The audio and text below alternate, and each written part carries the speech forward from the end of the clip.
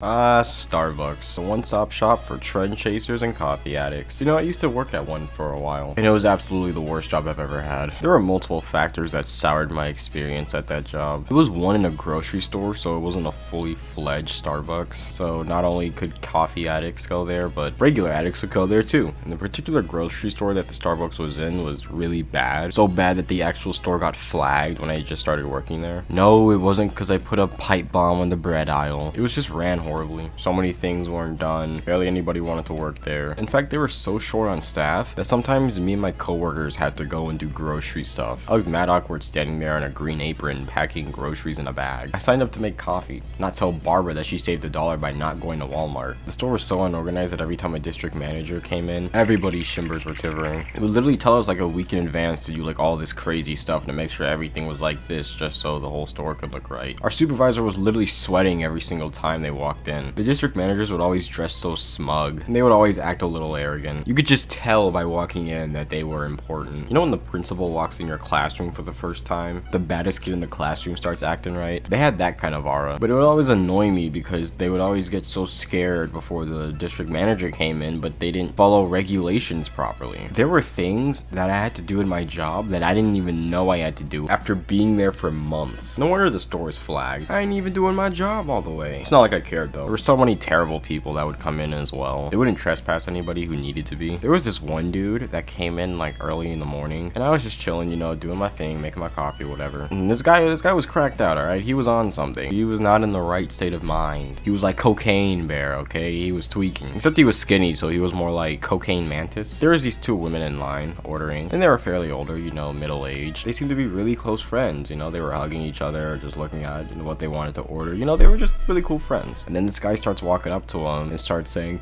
"Oh yeah, oh, girl on girl action, yeah, that's okay, I like that, yeah, girl on girl action, I'm a player." And then he lifts up his shirt sleeve and there's like a Playboy tattoo on his shoulder. I'm like, who gets that? What? Nobody cares that you're a player, bro.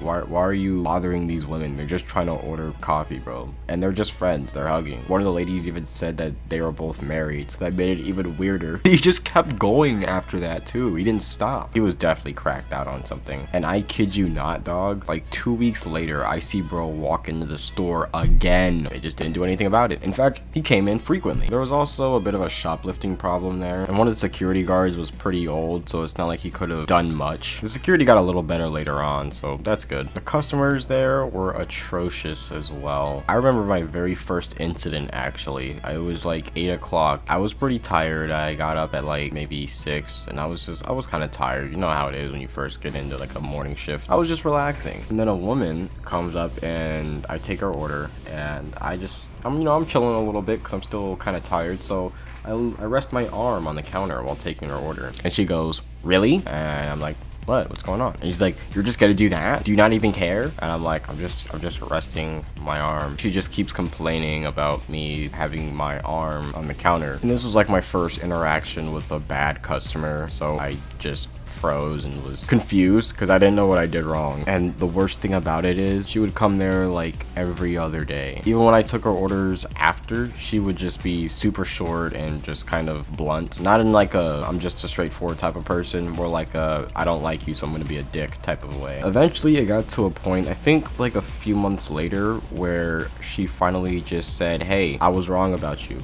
You're actually pretty cool." What? You got mad at me because my elbow was on the counter when I was taking your order, and now that I just took all of your BS and your treatment towards me, and now I'm just cool? Absolutely amazing. And then one of my coworkers later on told me that she was bipolar, and sure, like, yeah, that's probably possible, but this was not like some 17-year-old girl, right? This was like some middle-aged woman. How are you gonna talk to me a certain way until you allow me to be treated properly? There was also another incident where I was making this girl's drinks, and I was putting whip on all of the fraps. I was having to clean off the whip around the cups because I was just putting a little too much. It would come out really thick, and then I wipe it off and hand the drinks to the woman, and then she was like, "Maybe if you don't put so much whip on there, you don't have to do so much cleaning." And then I just looked at her. I said I know how to do my job, man, but I don't think she heard me. I had a mask on and everything. That was such a weird thing I feel to complain about. When people like getting extra, one of my coworkers got mad at me because I didn't defend myself. Understandably so though. Had it been me now, I definitely would have. She felt so smug while doing it too. When it comes to Starbucks customers, you're either either gonna get the most entitled person in the world or the most annoying. A lot of them can be both. I also really hate Starbucks for allowing this, but since you're able to customize your drink with so many things, this has led to people ordering incredibly crazy drinks. Tell me why you're ordering a caramel latte with 2 vanilla, 3 cinnamon dolce, 5 peppermint, and 16 pumpkin spice. No wonder why you nuke in the toilet all the time. How do you even come up with that type of drink? What are you doing in order to create something like that? Are you just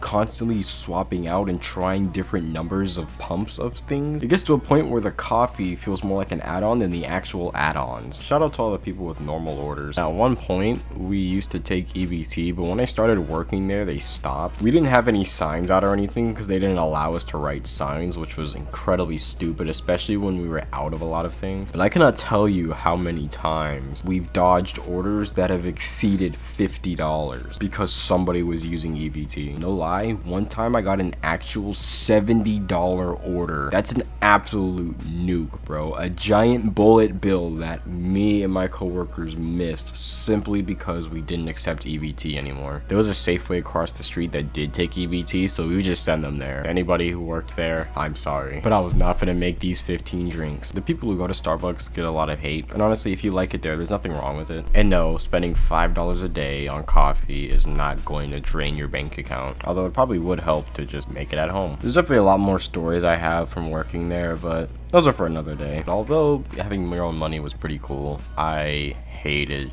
that experience and it was so bad. And there's absolutely no circumstance where I would want to do it again, unless I can do that one specific thing again. You took it all away.